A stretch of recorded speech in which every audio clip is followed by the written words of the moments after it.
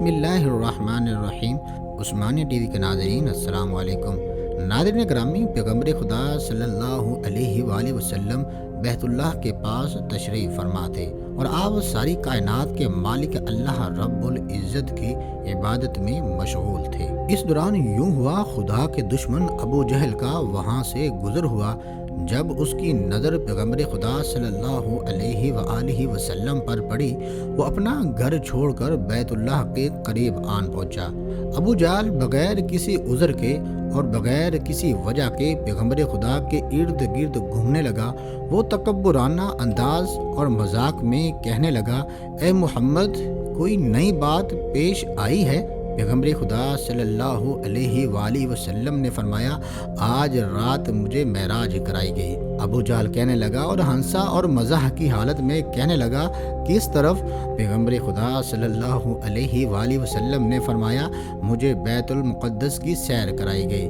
ابو جہل کہنے لگا، آپ رات کو بیت المقدس میں تھے اور آج صبح ہمارے سامنے بھی پہنچ گئے۔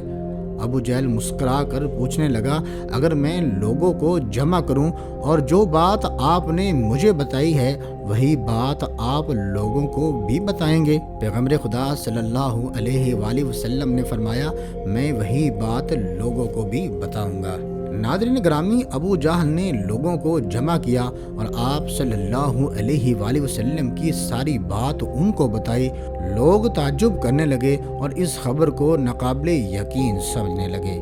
اس دوران چند آدمی حضرت ابو بکر صدیق کے پاس پہنچے، ساری باتیں ان کو بتائیں۔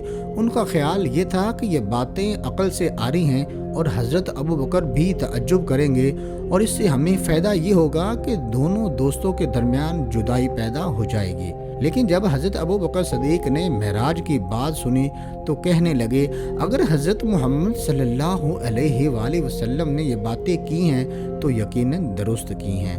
پھر حضرت ابو بکر صدیق رضی اللہ تعالی عنہ ان لوگوں کو چھوڑ کر جلدی سے اس جگہ پر پہنچے جہاں پیغمبر خدا صلی اللہ علیہ وآلہ وسلم تشریف فرما تھے۔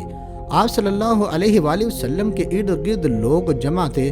آپ ان کو بیت المقدس کا واقعہ سنا رہے تھے۔ جب کوئی بات آپ صلی اللہ علیہ وآلہ وسلم کرتے تو حضرت ابو بکر صدیق رضی اللہ تعالی عنہ فرماتے، آپ نے سچ فرمایا، آپ نے سچ فرمایا۔